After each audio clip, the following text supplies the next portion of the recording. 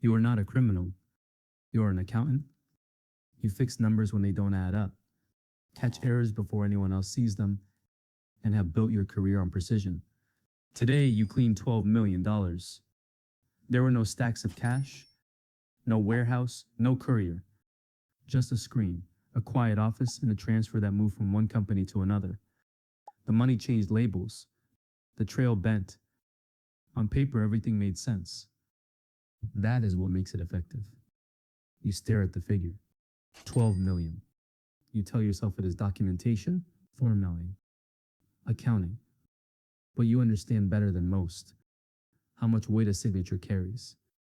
A timestamp can make something invisible. A corporate structure can make something untraceable. How did you get here? It started with a client, a quiet referral, a private meeting, calm voices, an expensive watch, direct eye contact. He said he needed someone discreet. You said you were. Now you understand what that word actually means. Money laundering is not a film device.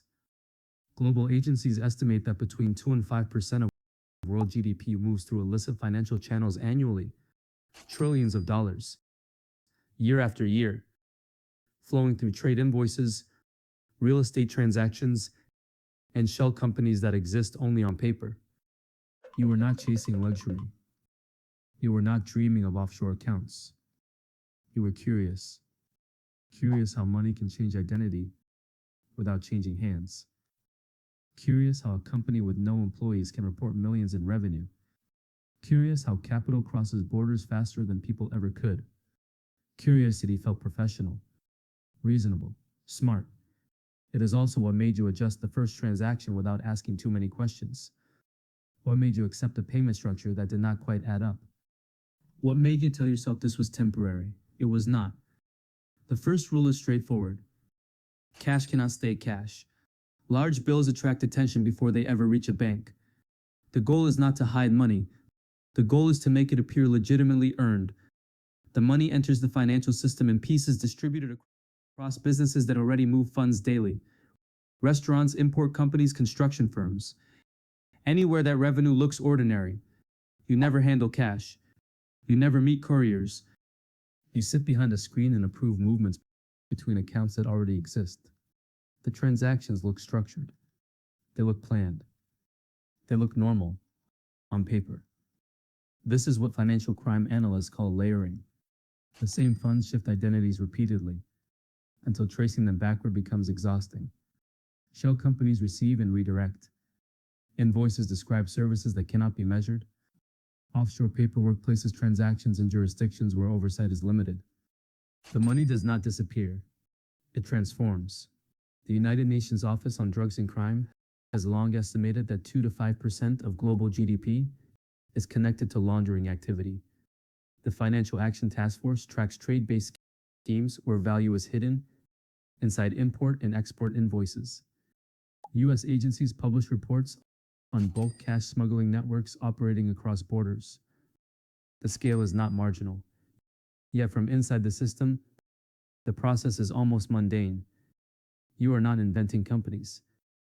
You are aligning dates, adjusting descriptions, ensuring amounts do not look unusual. You think like an auditor, because auditors exist. If something stands out, it gets reviewed. So you remove what stands out. The final stage completes the cycle. The money returns as investment income, property purchases, dividends. It appears legitimate because the paperwork says it is. Businesses expand, assets grow. The surface looks like success. You helped build that surface. You earn $90,000 a year. The structures you maintain move hundreds of millions, possibly more. A sum larger than your lifetime earnings. Passing through documentation you approve. The reason someone like you is sufficient is uncomfortable. You are professional, qualified.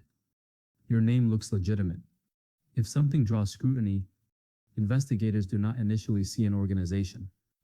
They see an accountant, a licensed professional, a signature. That is the exposure hidden inside the structure. At first, the risk feels distant. Banks file suspicious activity reports every day. Algorithms scan for patterns. International watch lists monitor cross-border transfers that look anomalous. You tell yourself your work is too careful to trigger a review. Nothing you approve looks dramatic. But the system does not require drama, it requires patterns. One flag transfer can start a review. A review can become an inquiry. An inquiry can connect accounts across multiple countries. You know how digital trails work. You build them.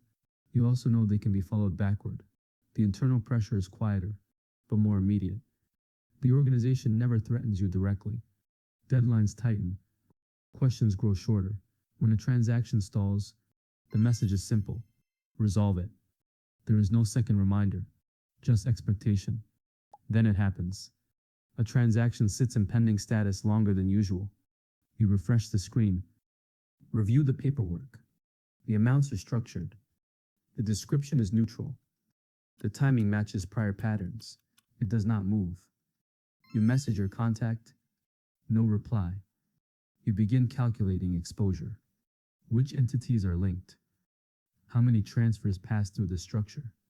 If one account is frozen, what else becomes visible? Hours pass. A short response arrives. Handle it. No explanation. You resend documents. Recheck details. Prepare alternative explanations in case questions are asked. You sound composed in messages. You are not composed. You stop sleeping through the night. Every notification feels urgent. You delete old messages, then consider whether deleting them looks worse. You replay conversations searching for what you might have missed. The world sees companies expanding, investors buying property, profits appearing legitimate. You see the wiring underneath. You know how fragile it is. You make millions invisible. You cannot disappear. From the outside, your standing has risen. You handle large accounts. You are trusted with complex structures. You are essential to the flow. From the inside, you feel more exposed than ever. Replaceable, traceable, and useful precisely because of it. The realization arrives without drama. You were never a partner. You were insurance. Every structure you maintained, every document you approved, every transfer that passed through your credentials did more than protect the money. It created distance between the people directed, the operation, and the risk of exposure. The organization did not need someone to lead. It needed someone qualified, licensed, and traceable to sign. When operations this large come under pressure, they do not collapse all at once. They shed layers. They isolate exposure. They protect the core. The outermost layer, the professional layer, is the most expendable. Companies can be dissolved quickly. Contacts change numbers. The machine reroutes capital, restructures ownership, adapts. You cannot reroute your name. The money was never yours. The power was never yours. The risk always was. That was the unspoken agreement from the beginning. You clean the money, they clean their hands. When the system eventually fails, and in financial crime investigations, something always does, the first visible evidence is rarely the men directing the cash. It is the professional signature, the documented approvals, the person whose credentials made everything appear legitimate. There are no dramatic arrests in this version, no cinematic confrontations, just paperwork, files, evidence arranged in folders. The same kind of order you once created for others. That is the real exposure. Not bars, not headlines. Responsibility without protection. Liability without power. You were never the criminal in the conventional sense. You were the evidence.